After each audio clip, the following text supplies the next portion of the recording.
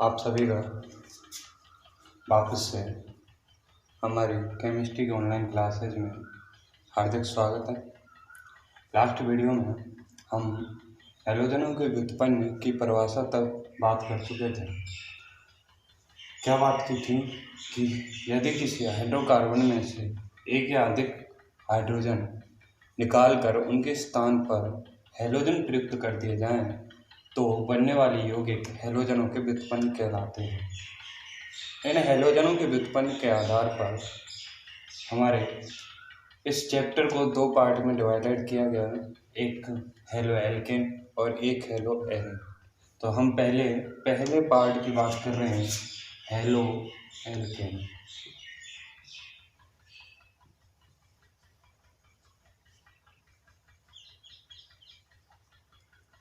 ये क्या होते हैं, क्या परिभाषा होगी?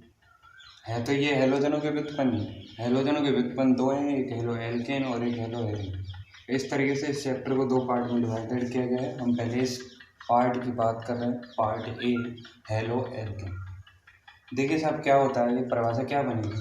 आपको हैलो भी पता है, मतलब हैलोजन, और एल्केन भी पता है क्या होता है, संतृप्त हाइड्रोकार्बन। संतृप्त हाइड्रोकार्बन का प्रकार ही तो बताया था एल्केन।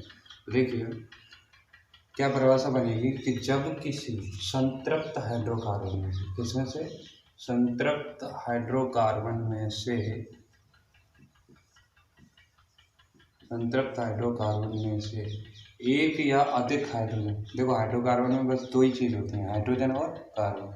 हम क्या बोल रहे हैं कि जब किसी संतृप्त हाइड्रोकार्बन में से एक या अधिक हाइड्रोजन विस्थापित कर उनके स्थान पर हैलोजन जोड़ दिया जाए तो बनने वाले यौगिक हैलो एल्केन कहलाते हैं। जैसे हमने थोड़ी देर पहले ही बात की थी, जैसे CH4 लिया था, अब इसमें से एक हाइड्रोजन हटाऊंगा, ये है आपका CH4,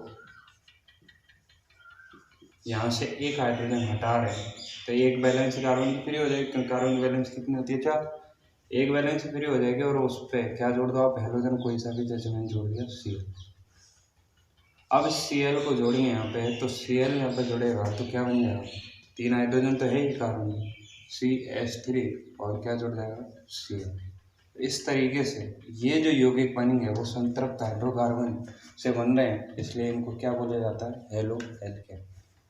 तो अगर वैसे ये हैलो एल्केन हुआ, अगर इसमें से, और देखो परिभाषा बोली है कि यदि किसी संतृप्त हाइड्रोकार्बन से एक या अधिक हाइड्रोजन, मैंने कितना निकाला है, एक, आगे भी है ना इस हाइड्रोकार्बन, आगे भी निकाल सकते हैं। अगर एक और निकाल दिया और एक और हैलोजन जोड़ दिया तो देखिए आप कितने हाइड्रोजन है, 3 हाइड्रोजन हैं, ये वाली कंडीशन है। तो एक और निकाल देंगे तो आप कितने आ जाएंगे, हैलोजन 2 और 2 ही हाइड्रोजन, मतलब CH2 उसके बाद वापस से फिर एक और हाइड्रोजन निकाल दिया, एक और Cl जोड़ दिया तो अब हाइड्रोजन रह जाएगा एक और हैलोजन कितने हो जाएंगे, 3। फिर एक और हाइड्रोजन हटा दिया, एक और Cl जोड़ दिया तो अब बन जाएगा CCl।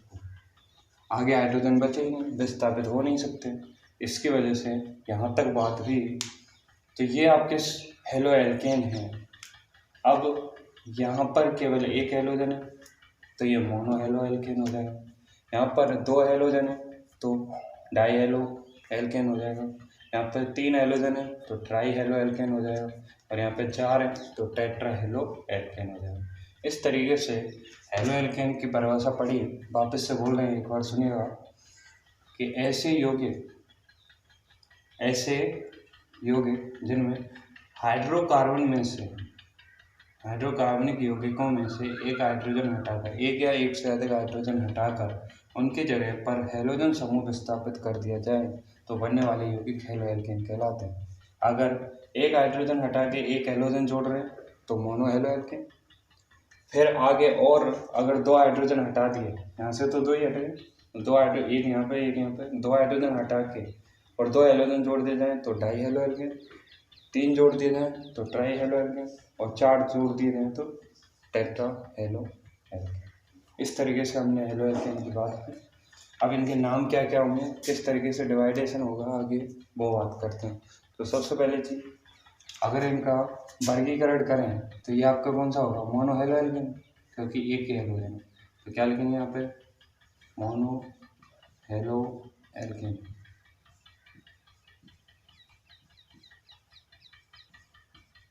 ये कौन सा होगा? Die halo alkane.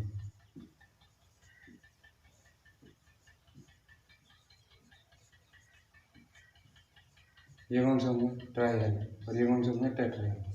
चलो इनको वापस से लिखते हैं क्लियरली और इनका नामकरण भी सीखते हैं। नामकरण कैसे किया जाता है सामान्य पद्धति में और IUPAC पद्धति में। तो देखिएगा हेलो एल्केन का अगर आपको IUPAC में नामकरण करना है तो IUPAC नामकरण हेलो एल्केन के अकॉर्डिंग ही किया जाता है। हेलो एल्केन के अकॉर्डिंग। और अगर सामान्य पद्धति में करना है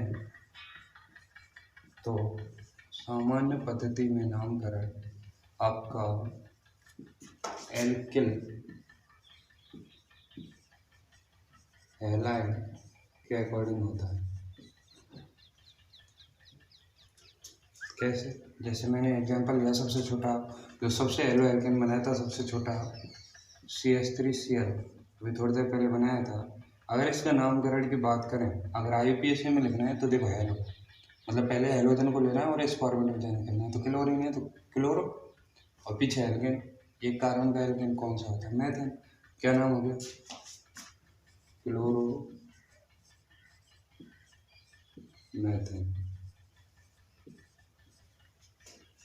आगे अगर इसी की सामान्य पद्धति में नामकरण करना है, सामान्य पद्धति वो कौन सा था? IUPAC पद्धति।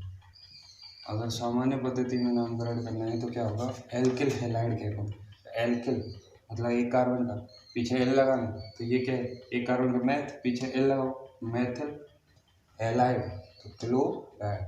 क्या नाम हो जाएगा? मैथिल क्लोराइड। तो इस तरीके से हेलो एल्केनों का नामकरण किए जाते हैं IUPAC पद्धति में हेलो एल्केन के अकॉर्डिंग और सामान्य पद्धति में एल्किल हैलाइड के अकॉर्डिंग। जैसे ये हो गया। अगला एग्जांपल देखते हैं। तो पहले ये चीज़ समझ में आ गई, चलिए आगे चलते हैं। तो एक बार और देख लेते हैं IUPAC में किसके अकॉर्डिंग हेलो एल्केन, सामान्य पद्धति में एल्किल हैलाइड। अब जैसे इस पर एग्जाम्पल करते हैं वो देखते हैं। तो अगला एग्जाम्पल है आपका CH3 CH2 CH2 CH2 CH2 Br। अगर मुझे इसका IUPAC पद्धति में नाम बनाना है तो IUPAC पद्धति में नाम किसके अकॉर्डिंग होगा? Halo alkane. पहले हेलोजन आएगा और हेलो फॉर्मेट में तो कौन सा है? ब्रोमीन। तो ब्रोमीन किस में आएगा? Bromo alkane. तो कितने कार्बन है? 1 2 3 4 5। तो ब्रोमो और 5 कार्बन होता है तो पेंट और पीछे क्या लग जाएगा? N bromo pentane. आगे बात करें इसका सामान्य पद्धति में नाम की, तो सामान्य पद्धति में इसका नाम लिखते हैं तो क्या होगा? बोलो एल्किल। कितने कार्बन है? 5। तो पीछे 5 कार्बन के लिए पेंट, लेकिन पीछे क्या लगाना है? एल। तो पेंटिल। हैलाइड को कौन है? ब्रोमीन। तो ब्रोमाइड।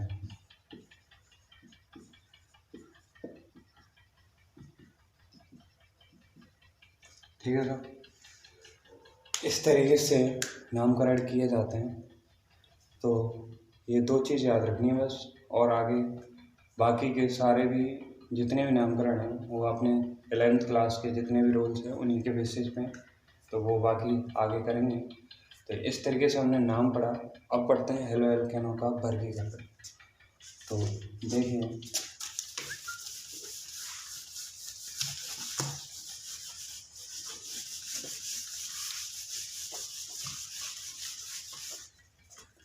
हेलो एल्केनों का वर्गीकरण।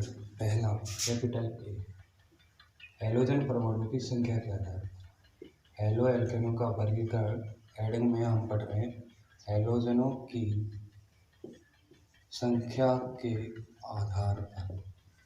हेलोजनों की संख्या के आधार पर।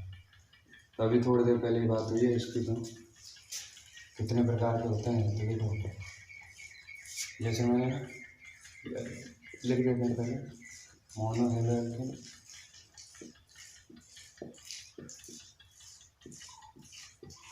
अब मोनो हेलो एल्केन कौन से होते हैं वो देखते हैं। फिर डाई हेलो एल्केन कौन से होते हैं, डाई हेलो एल्केन कौन से होते हैं। तो पहले इनको लिख लो, die halo alkane.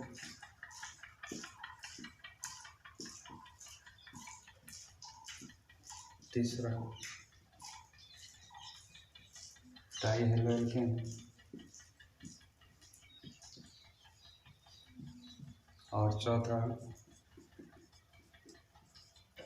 Tetra halo alkane.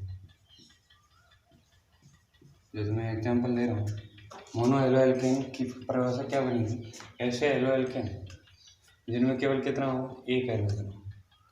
मतलब संतृप्त हाइड्रोकार्बनों में से एक ही हाइड्रोजन हटा के केवल एक हाइड्रोजन जोड़ा हो। डाई हेलो एल्केन ऐसे होगी जिनमें संतृप्त हाइड्रोकार्बनों में से दो हाइड्रोजन हटाकर कितने हाइड्रोजन जोड़े हों, दो। ऐसे इनकी क्या परिभाषा होगी, संतृप्त हाइड्रोकार्बनों में से तीन हाइड्रोजन हटाकर तीन हाइड्रोजन समूह जोड़ने पर बनने वाली होगी ट्राई हेलो एल्केन।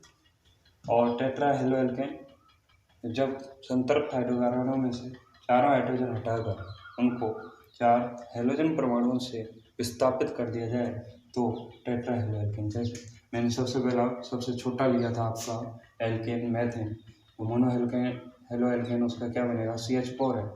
तो एक हाइड्रोजन हटा देंगे, तीन रह जाएंगे और एक CH। यहाँ पे उस CH देखो ये था CH4, एक हाइड्रोजन हटाया, तीन हाइड्रोजन, कार्बन की संयोजकता कितनी होती है, चार। तो तीन तो हाइड्रोजन है, एक संयोजकता फ्री होती है, उस पर Cl जोड़ दिया था।